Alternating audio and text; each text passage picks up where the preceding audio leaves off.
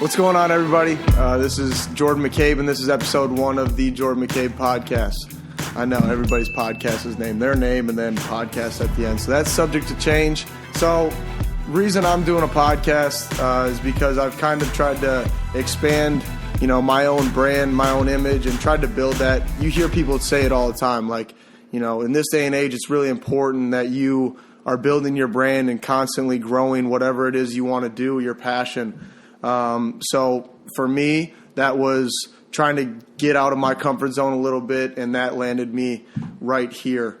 And thanks to all the people at Overtime, and they are a Gen Z sports group, media group that you've probably seen a lot of on Instagram and YouTube. And for this podcast, that's exactly where you can find us. Instagram, YouTube, as well as Apple Podcasts. You can follow along and kind of join what we want to create. What I want to create is a very, open community. We want it to grow into something where I listen to a Joe Rogan podcast, almost daily. Pat McAfee does his thing, and that's began to grow at an exponential rate. So podcasts like that grow this community and have this kind of open door between myself and everybody who is out there listening right now. So that's our goal with this, is to create something that, people can enjoy listening to. People can, maybe learn some things. That's kind of a sub-goal for me. I don't know if that's even a word or a thing, but a sub-goal for me is bring on people that I can learn things from. That's always been important for me, trying to learn and consistently grow, as a person, basketball player, whatever it may be. I think that's an important aspect of all this and what we're doing right here. So what you can expect from my podcast, don't expect anything. This thing could go, 100 different angles, 100 different ways, and really switch up on you week to week. The goal, as I say, week to week, is a Monday podcast where you can kind of start your week off with us. That day may change. The number of times may change. If you know anything about college basketball, which, I don't look like, but I am playing in right now for the University of West Virginia, is very rigorous. Our schedule is kind of demanding for sure, and especially at, the program that I play in. Some of you know about Bob Huggins and everything that he's about. So having him as a coach, I don't have a whole lot of free time. And then having the brain that I do, the free time that I get, I generally spend trying to, work on things that are going to help me on the court. But this is something for me to kind of break away from that and use whatever creative bones I got in my body to make something really cool and create a community for you guys. So like I said, don't expect anything, especially early on. We're going to be growing. Hopefully that's together with all of you. We are going to have guests on the show. The team that we have working on this has got us an app, because Morgantown, West Virginia, isn't necessarily the hub of everything in the United States. If we were up in New York, maybe a little bit different. But getting people here that you guys want to hear from, whether it's Overtime people, you got Mikey Williams, you got Bronny, you got all these people, LaMelo, that they're following and that we've made connections with. Not all of them just decide to come down to good old West Virginia. I don't know why. It's a great place, but it just doesn't happen as often. So we have this app. It's an audio, video app that we're going to have call-ins and different things like that, because those are people that you want to hear from. But we are blessed today to have a couple great people in the room.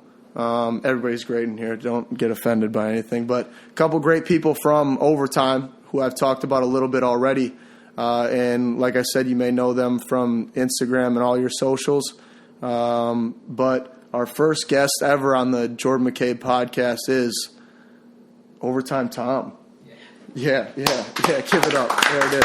We are back, and I forgot. I don't know how I could have forgot this, but on my introduction, I just said Overtime Tom like that's just any average Joe. This is, according to my notes that I have here that I didn't write, he's an internet celebrity. Thank you. Right, yeah. So let me reintroduce internet celebrity icon, Overtime Tom.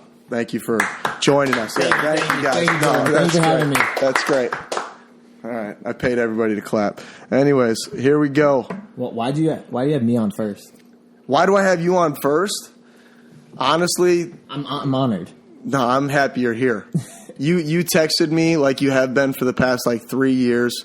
I finally okay, this is Overtime Tom. He comments on every single Overtime post, no matter what time of night. Well, that's because he's posting them. This is the man in charge of that Instagram account, that 2 million plus. 2.3. Nobody's counting. Nobody's counting except for Tom. 2.3 million people follow this guy right here. Well, kind of. What's your? I tell girls that's mine. Is that the lead right there? Like, hey, I run. Usually, I flip my phone over. Right. I have a girlfriend now, but when I wasn't, I was on a date. Just for clarification. Flip the phone over, and the notifications just start flying in. They're like, "Whoa, who are you?" That usually works. Like, oh, sorry, I thought I had these turned off. Yeah. I turned them off back at 1 million, like everybody else does, but they must have came on for some reason. All right. Anyways, that's actually a good question. Why you the first guest? Well, like I mentioned earlier, Overtime, somebody that I got to know, because Overtime has become like this entity, this person almost, and if you would like to just claim that you are Overtime, that's fine. No, yeah. So there's a lot of people you guys might recognize. Overtime Larry, more or less handsome than you. I think you mentioned something about that. We look different. They look different. But no, so a bunch of people are in on this and have created something that has drawn, obviously, a lot of attention. So the reason that I brought you on specifically is to talk about and kind of kick off this podcast in general. Because like I said earlier, we're not always going to be able to have people come down here. Don't always have the means to do that. But as we grow, hopefully that becomes more of a regularity. But for you guys to come down here, teach me, everything I need to know about podcasting. Sure. Somebody said potting before, I think. Anyways, teach me everything I need to know and have you on kind of is a great kickoff to this podcast. So that's why you're here. We're glad you're here. I'm loving West Virginia. Morgantown's really happy. Morgantown's awesome. Really good weather. You were a weekend late of homecoming weekend. So we should have timed that up a little bit better. How did you start with Overtime? Give us that. Let's you just start rambling here. Tell me how you started with Overtime, because it's obviously grown quite a bit here in the last few years. Pretty random. I was a junior in college. My mom was like, "Go get an internship." So I Googled sports internship. I skipped all the way to the 50th page on Google because I didn't think anyone on the first 49 pages would hire me. And there was a little company. It wasn't called Overtime at the time, but it was the people that I now work with, and applied and begged them to let me work. I was just like a junior with no background in anything, and haven't stopped since, basically. Who was it that you first got in contact with? So it's our two co-founders, Zach Wiener and Dan Porter, and then our COO, Allie Nicholas, and the four of us. I've been with those three now for 4 years. Awesome. So you said Allie, and I've met Allie before. Yeah. She's the COO. Yeah. Who's at the top of Overtime? A lot of people want to know. Is that That's a good question. There's a lot of people that do a lot for Overtime. Obviously, Larry's in a lot of the videos. We got a couple other people. Chloe now does women's basketball. You got Trey who does a lot of stuff with basketball. And then, we have a lot of people in the background who make it all work. It's just one big machine. It's like a basketball team. Gotcha. Okay. So I might be wrong, but there was something about the start, the founder, somebody of Overtime made some list on a Forbes list. Is that just me making things up a while ago? Yeah, that's true. Something future. Yeah, one of our guys is 30 under 30, I think. 40 under 40, 30 under 30. I think he was on it when he was 25, Zach. What does that all mean? Just he's at the top, basically. Anyone who's under 30, he's just one of the smartest people doing the most accomplished, and he's a beast. So really, insane. And that's a guy you first came in contact with early on? Gotcha. Exactly. Gotcha. So, Evolution, you first met them, and it wasn't even Overtime at the time. No, we were doing a little app, bunch of different apps working on different things, and then it grew into Overtime, which was we just realized that we wanted to hit these high school kids. That's what everyone wanted to kind of figure out, how can we talk to young kids? Yep. And it was let's show them themselves. So that's when we started kind of covering high school kids. I was coaching high school football and basketball at the time. And it was pretty awesome to just see that. And for me, it was I was always obsessed with the younger kids who were those next stars. And then we get to meet kids like you, kids like Zion, kids like LaMelo, and it just took off from there, kind of. Right. So a lot of people want to know, and myself included, you see an app, not an app, a company like Overtime take off the way that they did, and now sitting here with, 2 million plus followers, like you said. And it's all about brand and your image and everything like that. Whether or not people like that or are okay with it or have something to say about our generation and that being a big thing, how would you say that, or what would you say you've learned from Overtime in terms of building your own brand? Because there's, kids out there watching right now, episode 1 of something that I'm trying to build. Yeah. What's the biggest thing for building something if they do have an idea like that? For me, it was always about being authentic. So when I first started, everyone who was helping me out, everyone I was working with was just be yourself. Right. And that's all we did. It was I was 20 at the time, and it was just what do you want to see on the internet? And that's kind of what we started publishing, what I started looking for, and that's what we kind of kept doing. Just be as authentic as possible and be real. And I think that the athlete now appreciates that. They kind of can see through all the bullshit and figure out kind of what's real, what do we really want to see. Mm-hmm. And I think we've done a good job of showing people we're not going to fluff this all up, and it's not all beautiful. Some of it's going to be ugly. We're going to show the real story, and that's kind of what we've done. Yeah, no doubt. I mean, in terms of being beautiful, the first ever interaction that I had with Overtime was some dude standing on the sideline. It might have actually been Tom. Now that I'm thinking about it, I'm playing AAU in Atlanta, and this dude's under the basket with his iPhone, just going like this, just waiting for something to happen. But yeah, I mean, the evolution to now. No one even cares how it looks. We all film on our phones. I'm on Snapchat. We're just filming each other. That's how it works. So I think it makes the younger kids just kind of appreciate it more. Yeah, for sure. I mean, it's more authentic than having somebody walk around, big crew with a boomstick and all that stuff. Yeah, it is more authentic for sure. So would you say that's kind of the mission statement of Overtime? Be authentic. Is there an actual mission statement? Somewhere in the files. That I'm sure there's something that See, I'm quizzing you now because your bosses are going to be like, Tom, we told you 50 times what the mission statement is. I keep it real low key, real calm. Got it. I'm just kind of do as I kind of feel, and they give me the freedom to do that, luckily. But I'm sure there are some people, for the most part, who have a mission statement. Just not Tom. Tom just kind of goes with the flow. Yeah, no doubt. So you mentioned, just now that it's about high school athletes, and that's the spotlight is there. Because I left high school and then all of a sudden Tom stopped texting me. That's not true. No, just kidding. He kept blowing me up. But no, seriously, I mean, the spotlight is on high school athletes for Overtime, and that's obviously something that is very, I don't know, it grabs people's attention. But is it expanding to something more? Because now you're starting to see, as I follow you guys as well, you're starting to see different things, not only in the college level, but the NCAA level, because your first crop of kids, these Overtime babies I don't know who were some of the first Overtime kids. Damn. So the first kids we started covering were just New York City kids. So all the Jelly Fam kids, Isaiah Washington, JQ. Right. There was a little kid, Baba, who you probably don't know, all these little street ball legends. Those were the first kids. And then outside of New York, it was you, Zion, LaMelo. I think were the first 3 that we were there's people outside of New York that we can film. Yeah, sweet. Me, Zion, and LaMelo. It's a good crew. It's a good team. Not bad. Number one pick, possible number one pick. Is LaMelo going number 1? What's he?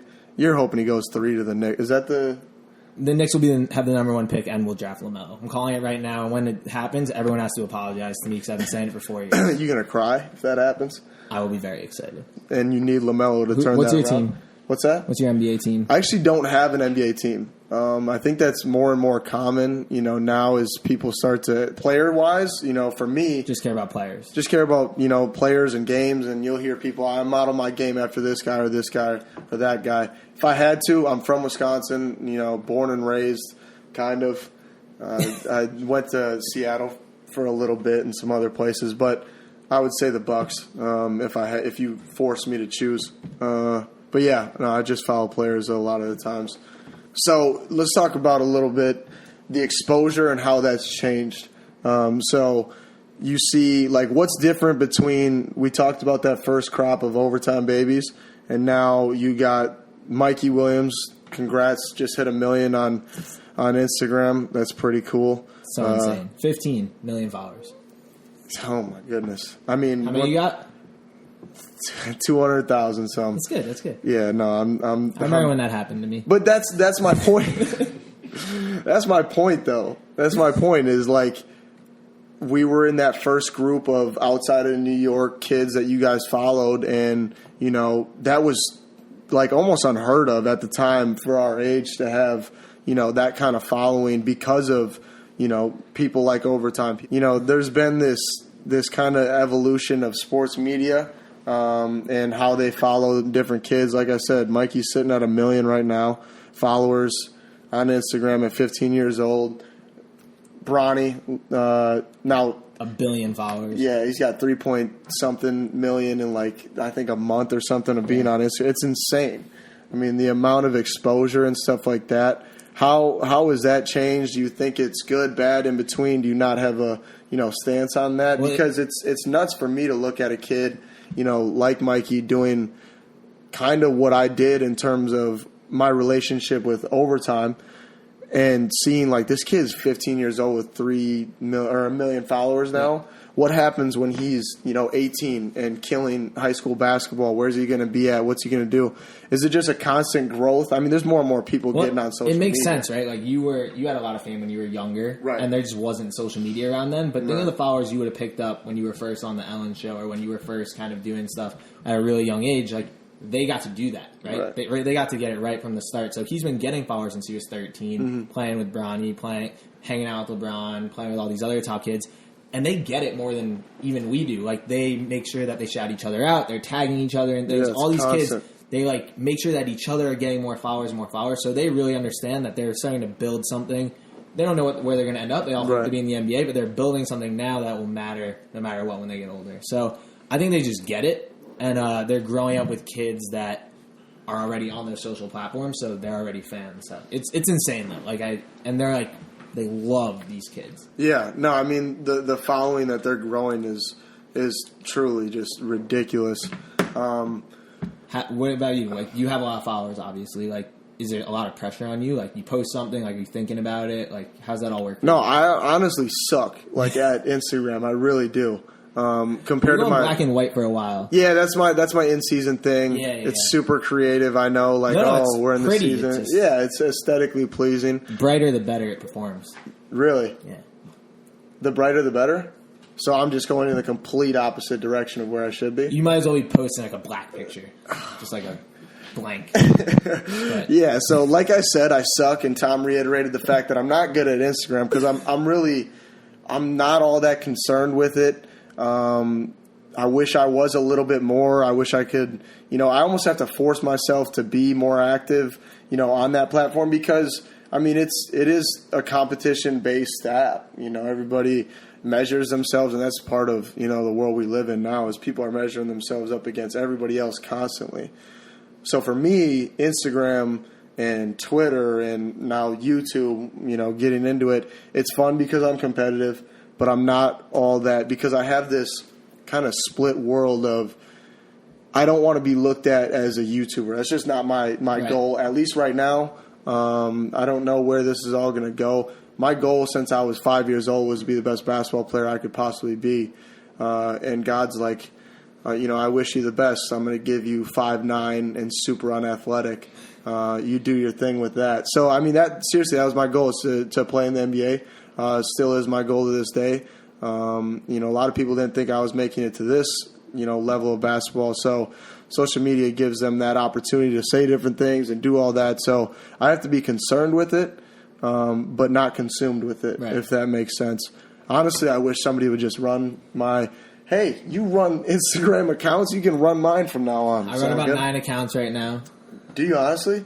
I'm on 9 different accounts consistently. Is that an occupation at that point, or is it wait till double digits and then you're like an Instagram page runner? It's fun. Is it? Yeah. Oh. I mean, you look at Overtime's Instagram for one, it has 9,000 posts. Yeah. I probably posted 99% of those. Really? So once you get into it, then it becomes competitive. Like, that's my thing, right? Yeah, like, you have to get in the gym and get shots up. Like, I have to go find videos and get them posted. Those are your reps. You got 9,000 plus reps on one Instagram account, right? 10,000 hours, which is another. I mean, we talked about, you know, how I got into this. Joe Rogan, great podcast that I listen to. I watch it, and and then there's another step down from Joe Rogan. Not step down, I shouldn't even say that, but, previous step for me getting into this whole podcast world was Gary Vee. Yeah. New York guy, right? So something like that.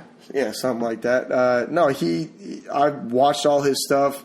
I follow him, and super motivational, super business oriented, super entrepreneurial, and wants people to go chase after things. So he talked about different things and how to stay consistent with your social media, and he talks about branding all the time, and he's made a stupid living at this point off of just that in general, because there's a lot of people in the market for not wanting to sit in a cubicle from 9 to 5, and they want to do something creative. They want to do something that that they're kind of obsessed with themselves, and that's me with the Joe Rogan Experience podcast. He does and goes so many different angles. He'll be talking to there's obviously the Elon Musk that I don't know how many millions of people have watched that at this point. But then he's talking to, guys in the Navy SEALs. That's what I've seen. I've seen him with, Goggins. David Goggins. Yeah, I want to be that guy. If there's anybody who's going to motivate you, it's David Goggins, Bob Huggins, and they're just compare. They're just tied for most motivational people or light a fire under your ass type people in the world. So I picked Bob Huggins. I didn't go the Navy SEAL route just yet.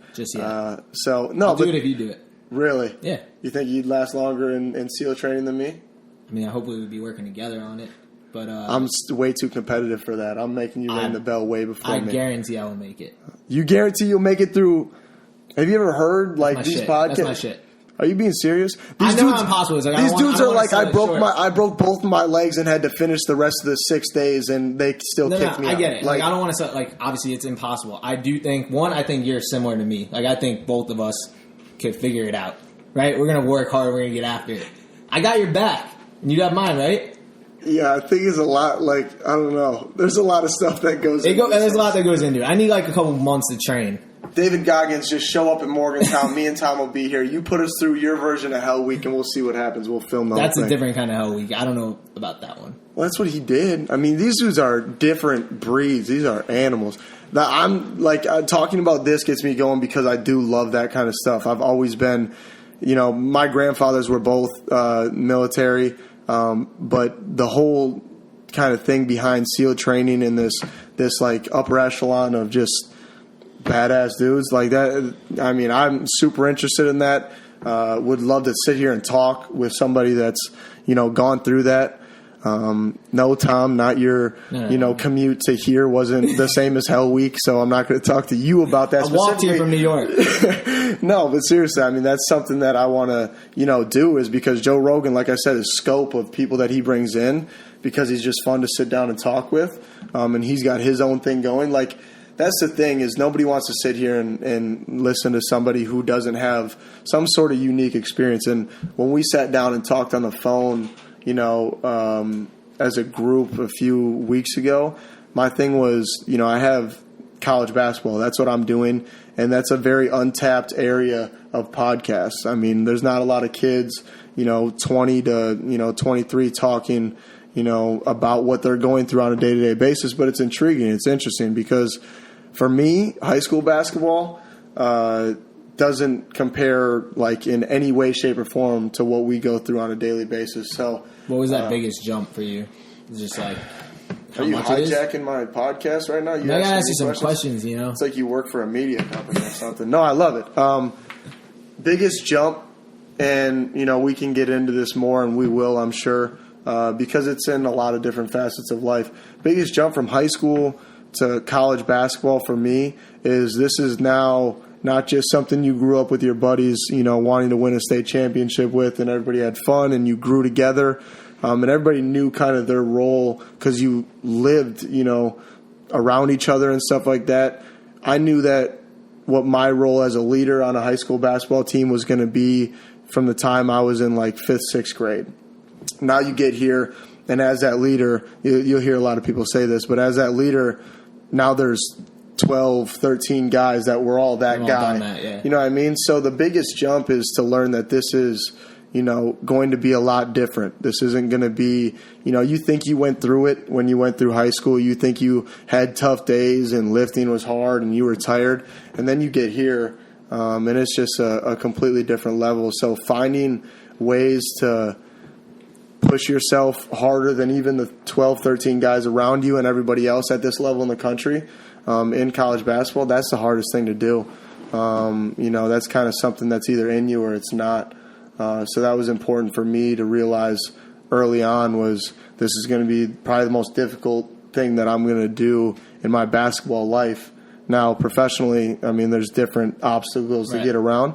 But the way that we work is absurd. So I'm trying to still figure out ways to learn and grow. But if I boiled it down, the hardest thing about transitioning from high school to college is mental toughness.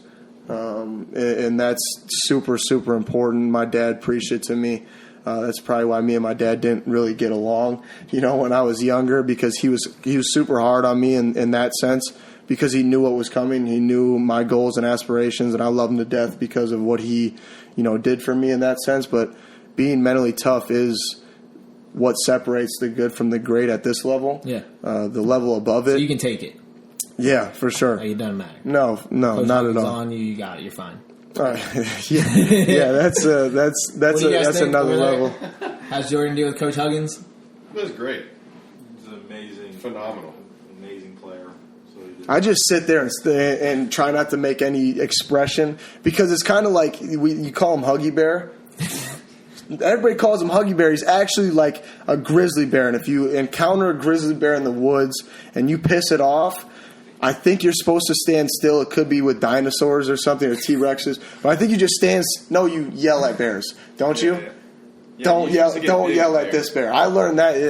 Everybody knows that coming in. You don't yell back at this for sure. Everyone knows that. At this bear. But no, seriously. Don't yell at a bear. The mental toughness aspect that he teaches, not only myself, but our entire team, is something that you can use for the rest of your life. I'm going to use it with this podcast.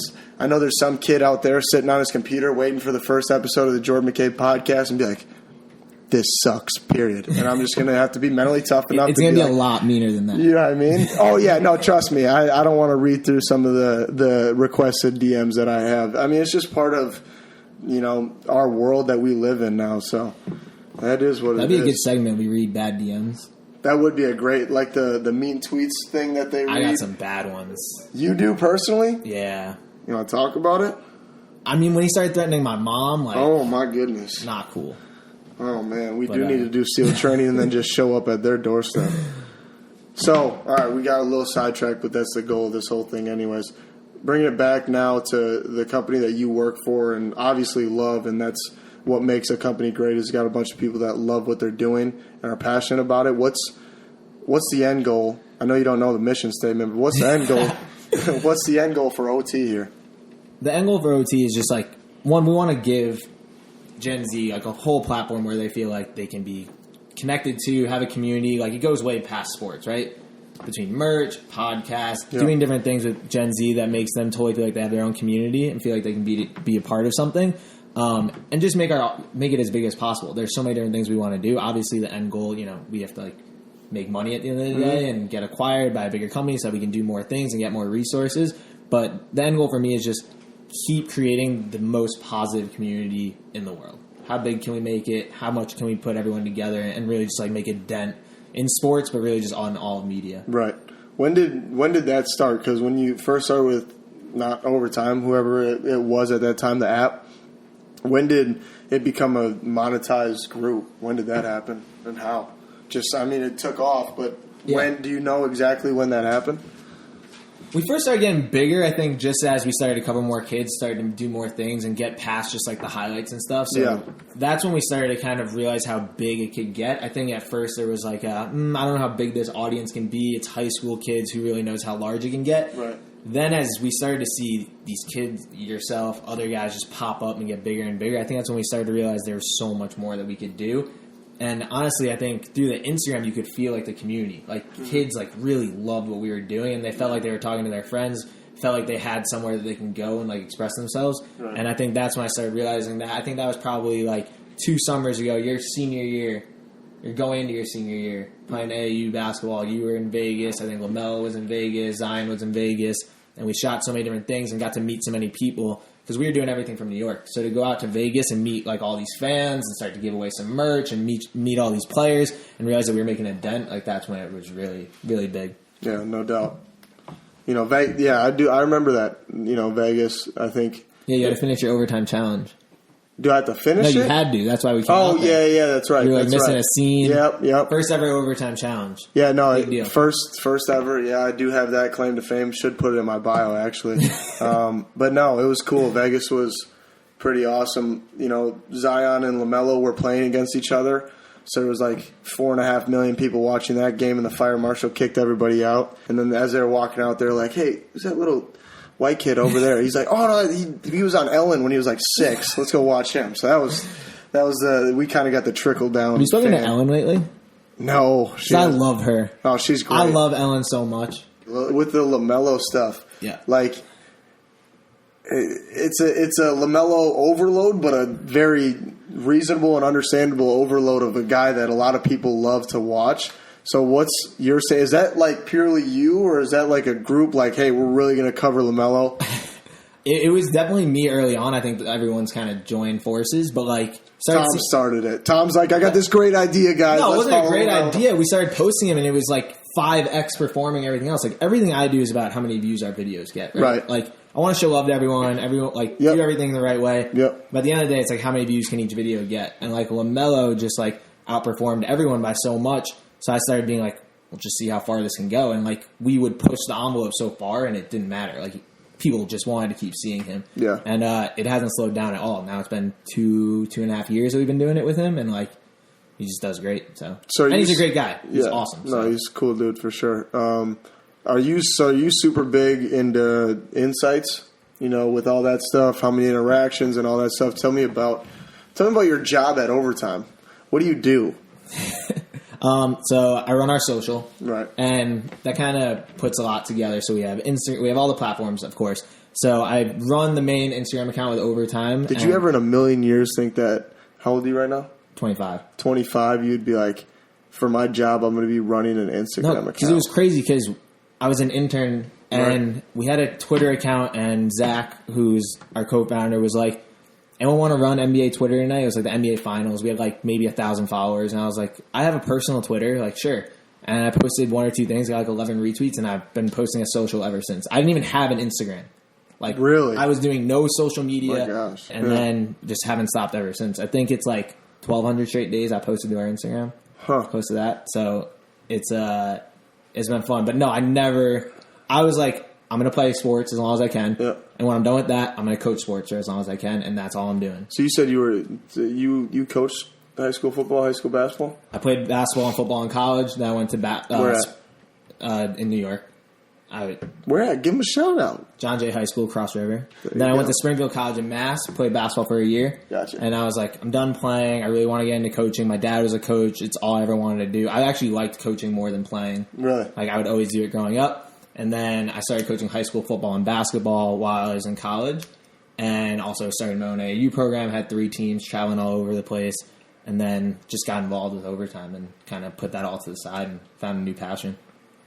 Made a good decision? You love what you're doing right now? Yeah. It's, I run the social accounts, but the whole thing with Overtime is like we have such a good team and it keeps getting bigger and bigger. Mm-hmm.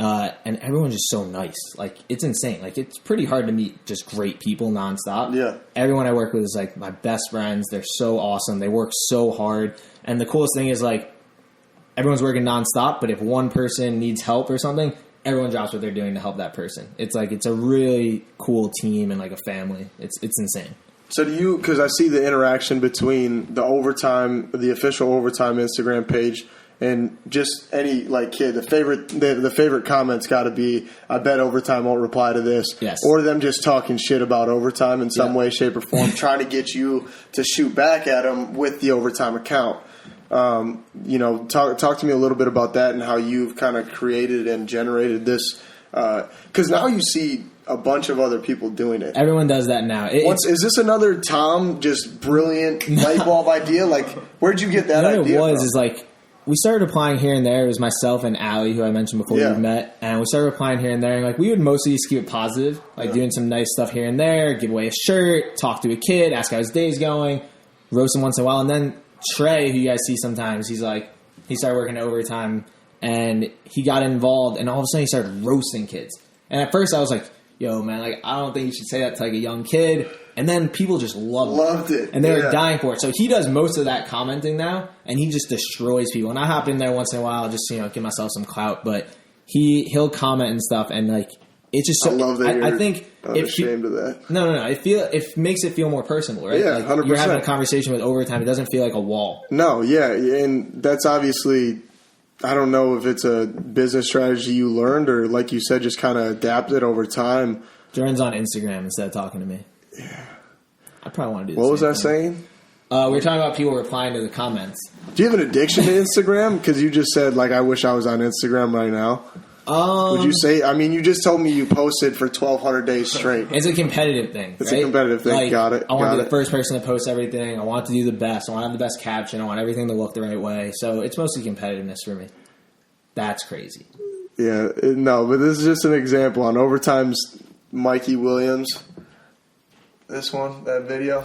This is nuts. He's this is crazy. Stupid. And when someone sends you something like that, like that's the best moment. It's like, we have it. We're the first people to get it out. It's going to go viral. Everyone's going to watch it. Yeah, is that a big thing? Like for Overtime, like you guys being the that's my life. That's a media just in general. Yeah, like even before you guys, and it was just like the super big names like CNN, Fox, and all these. Like everybody wanted to have and break the story. Yeah. Now it's almost like on this microscopic scale of Mikey doing, I shouldn't say microscopic because I can't even touch the net, but the dunk that he just did, like Insane. That's kind of a thing where you want your hands on that first. I get that and I go nuts, but do you know that, do you remember some of your moments that were viral in high school? You know you have a few of those? Not that. You didn't do that. But I did that. You guys just weren't there at the time to film it. But yeah, a couple of them. The recent one that keeps kind of, resurfacing is where I dribble like 500 times. There's a 1-3-1 press, and everybody's like, pass the ball. But we're dribbling out the clock. There's like 13 seconds left. I fall down, throw it behind the back pass off my knees. Do you remember the flip-flop one? Yeah, everybody thought the kid was wearing flip-flops. That was the most insane video I've ever seen. So Jordan had this insane move in high school. I missed the shot. Missed the shot. I think I cut that out. I trimmed it out. You definitely did. Big time editing skills. And I just posted it because it was a nice move, and then all of a sudden, the comments, I didn't even notice it at first. I had no idea what happened. The kid's shoe looked like it was falling off, so it looked like he was wearing flip-flops. Was he wearing flip-flops? Can you settle the rumor? Yeah, I can settle the rumor. You should lie. He had flip-flops on during the game. It was nuts. People in Wisconsin wear flip-flops when they play basketball. It's crazy. God, we're fighting enough, stereotypes about there's just farms and everything. Now we play basketball and flip-flops. No, you had that one, and then you know what I was looking at today? When you won section championship and you gave your medal to a special fan. Yeah. What happened with that? So this girl who goes to my high school or went to my high school with me, Taya, she was like this huge fan of us and our team, and she was at every single game, no matter what. And her, as well as a couple of other, kids that I formed relationships with, she had Down syndrome just as well as my other buddy Bryce, who I know is watching this. If we got one viewer out there, actually we'll have 4 or 5. It'll be my crazy uncles and Bryce watching this, and for my sure. mom watching, and Tom's mom. That's why I brought him on here to increase viewership. But anyways, so Taya comes to all of our games, and we win our sectional championship, and we're going on to state, and they give us these little medals. And a year prior, we got a silver one in sectionals, lost, and I threw it away. My mom yelled at me and made me go get it out of the trash. I was just trying to be the tough guy, mad and everything. But anyways, we got a gold one, and Taya came up to me, gave me the hug, just normal, and I just handed her the medal because she, deserved it 10 times more than I did or anybody else there because she's just the best. Her, Bryce, and everybody else, from Kaukauna. Shout out to the town that really raised me. Everybody there is super, super supportive of everything that not only I do, but anybody that's coming out of that area. And she happened to be there, and there was a camera there. I think, at times with this whole social media world that we somewhat are consumed in is like people do things for certain reasons. I think it should, like you said, your goal is to maintain this authenticity. Did I ever piss you off with something I posted about you? Is there a specific thing you're thinking of in your head right now? I don't think you ever have. No, I don't think so. I kept it pretty good with you. Ever posted about you weren't funny until way after me. Sorry. All of a sudden now you got all types of jokes. It could be Trey, it sounds like at this point. Trey's coming up with a joke generator, and you're just, taking all the glory of running. Trying to keep it positive, especially for you. So I appreciate that. No, thank you. But yeah, you do get on some of these guys for sure. This TikTok thing. We talked about this before the show, but what's up with this? So now we talk about Instagram all the time. That's the big one at the moment. Facebook was big at one time. Instagram's kind of taken over for our generation at least. Is TikTok the next big thing? Because I can't do it. Sean over there and my buddy Chase on the team as well spend like hours on a road trip. Huge TikTok guy. It's really addicting. So is that the next big thing? It's sick. Big for overtime? It's big for us because it's, again, like that younger generation. It's a little bit younger than us. Yeah, I was going to say. Me. Yeah. It's like super like middle school-y, 13-year-old, just having fun. And it's crazy because they're not embarrassed. Like I remember when I was in middle school, I was embarrassed at anything I did. It was on camera. Still, I'm embarrassed by some of it. I can't lie. I'm embarrassed right now, and it's terrible. But these kids, they'll just make these hilarious videos and put them out for the whole world to see, and everyone watches them. It's really funny. It's a different kind of voice. Like I think you might not understand some of them. No, I don't. I don't know if it's just the complexity or the lack thereof sometimes. But yeah, I mean, some of them are pretty funny. But yes, it's taking over the world. I haven't pulled the trigger on the TikTok download just yet. We're gonna get you on one. All right. I'm not dancing. Emmett can. I can't dance. Honestly, you dancing will get a lot of views. But really? Tom, anybody cool ever DM you? Overtime gets a ton of DMs. You got your normal ones, the players, LaMelo, you have Trae Young, Jordan McCabe, Tyler Hero types, and then KD, Carmelo. There's a lot of cool ones out there. But I would say the funniest one is Riff Raff. You know the artist Riff Raff? He's got my number. He's got my number. And is that your big time blocked him or if I stopped answering, but there was a time where it was he was pushing a new song, it had basketball in it, he wanted me to promote it. Here's your promotion. Do we know the name of this song? It's old at this point, but it is old at this point. He just would not stop, and I was like, bro, he had way more followers in overtime at the time, and I was like, please stop texting me. He's a mega marketer is what he is. He's just trying to juice everything for what it's got. I'd say. Yeah, that's the favorite DM right there is from Riff Raff. You ever think about doing your hair like he does? Sure. Speaking of TikTok, this is the first thing. I open up TikTok, and this is the first. It's just some dude. We've all done this. That's a calf. Yeah, it's a calf. It's a good video. Is it really? Yeah. It's actually funny. Don't try this at home. What happened? What? Don't do that at home. What? Unless you're Mitch. Come overtime. What in God's name just happened? He's jacked. Leave him alone. Oh, did he cramp up? So it was painful. See, I don't know if a lot of people are sold. Maybe I should just jump on the bandwagon here and call it a day because TikTok is taking over the world, according to Tom. But then again, according to him, the Spurs aren't making the playoffs this year. And DeJounte Murray's on the Spurs, and he's back. Right? Yeah. Where's he from? Seattle. Where are you from? Tacoma. Claims Tacoma, claims Seattle if he needs to. He claims it all.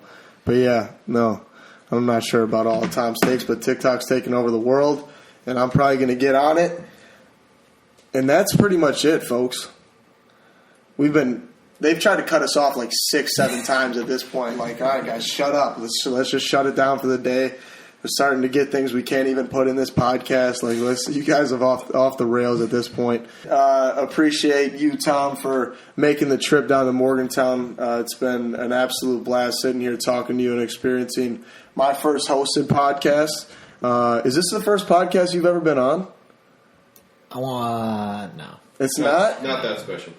But you know what? It's definitely the biggest. What other podcasts you been on? Just kidding. Don't plug any other. There's only one podcast now. Joe Rogan. And it's the Jordan McCabe podcast. This is by far. That's it. This is the first one I was ever excited. This is the first one I've ever done in person. This is the first one you've ever done in person? Yeah. That's big. Yeah. I'll take that. Also be in my bio at the end of this. All right, guys, now we're going to move into our first segment and the first generated segment here at the Jordan McCabe podcast. It is fan love, and it is just submitted questions from you all. So we talked about this being an open door. I don't want you to sit there and just be like, feel this disconnectedness. I want this to be a community. I think that word is super important. All right, how you guys can get involved with fan love is just reaching out to me, because I think that's super important. As our community begins to grow, I want to get to know you guys, whoever's kind of a consistent viewer, listener, watcher, whatever you may be.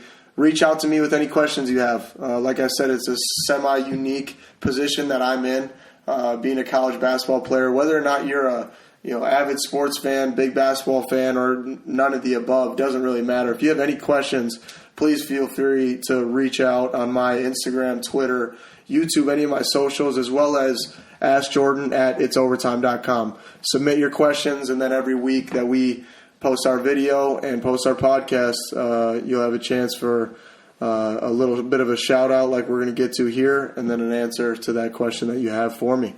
So our first ever question here on the Jordan McCabe podcast in Fan Love is from Caleb, and he is from Kansas. Big 12 country, not a huge fan of that state, but I like Caleb. I like you. It's nothing against you, Caleb. You didn't choose that. He says, "Yo, Jordan, it's Caleb from Kansas. Going into my junior season, I play shooting guard, but sometimes I sub in at the point. Only 5'10". Doctor says I'm probably not going to grow anymore. How do you overcome your height disadvantage, and what advice do you have for me to beat out bigger kids?" It's a great question. I think people have asked me that before. It all kind of balances, itself out. There's things that you do really well, Caleb. There's things that we, all do as point guards in different positions. That's the part of knowing your role on the team. Whatever you do well, I've always been told, for me, it was being able to handle the basketball, bring it up the court. And as simple as that sounds, at the college level, there's always a spot for somebody who can take it from point A to point B and initiate offense. So I know that's not the most glamorous thing. You might even be calling BS on my part by saying that's not very glamorous, but you've somehow found a way to get on these things like overtime and all this stuff.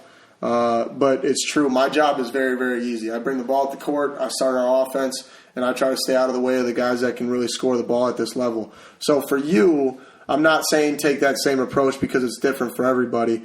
For you as a shooting/point guard, I think it's really important for you to sit down, with your own thoughts and realize, what is my role? What do I do really well? Because for some reason, as the game kind of evolves, our youth basketball is obsessed with these guys and kids who can do everything.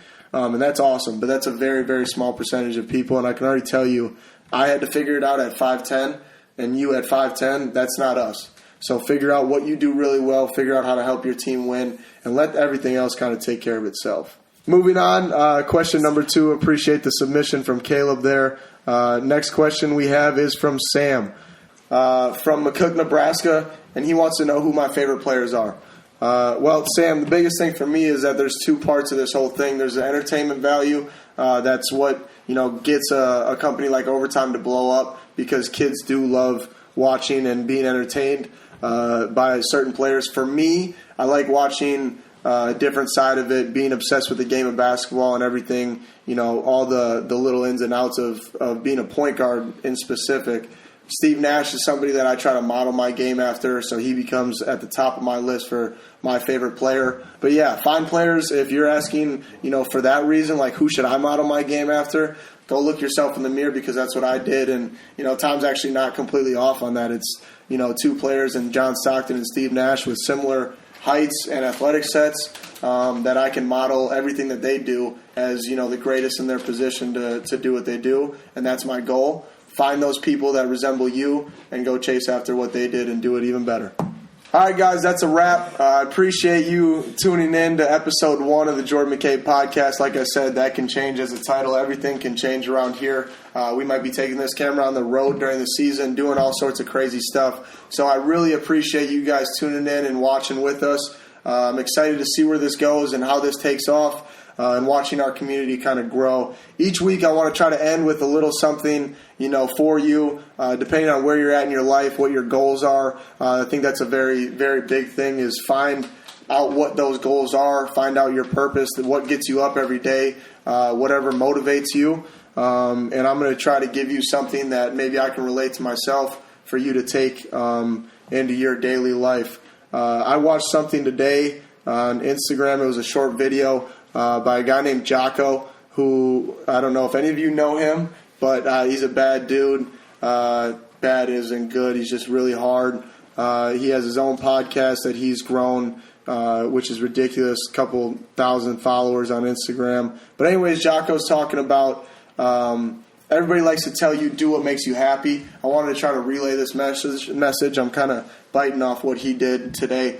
Everybody always tells you, do what makes you happy, and you'll be good. And I think there's some truth to that, but there's never, a better time than the present to realize that we only get one shot at this whole thing. So doing what makes you happy in the moment.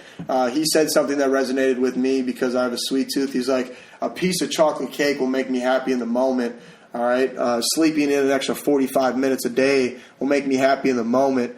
But at the end of the day, I have to realize those little choices that I make are going to affect what I do and what I become in the long haul. So figure out those long-term goals and then realize what discipline it takes on a daily basis, whether it's waking up at a certain time like he does, and I took that from him. I get up every morning at 6 a.m. and go to the gym and try to get a workout in before the sun comes up. And that's all inspired by him. So find out what your goals are in the long term and then be disciplined enough on a daily basis to go chase after those goals. And like I said before, that's a wrap. Shoot any of your questions, anything that you got from me, feedback. I don't care if you're 13 and you just really hated the podcast because it was too long and Tom talked too much. Just let me know. Seriously. You can find us on YouTube, Apple Podcasts, Instagram, anywhere with overtime attached to it. I'm Jordan McCabe, and that is episode 1 of the Jordan McCabe podcast. Thanks for watching. Let's go! Woo! You know my vibe. It's overtime. Oh, I didn't see you there. My fault. I was just getting a little jiggy. Check out the rest of the videos right here and subscribe. Do that for us. Come on. We growing. We do this for y'all.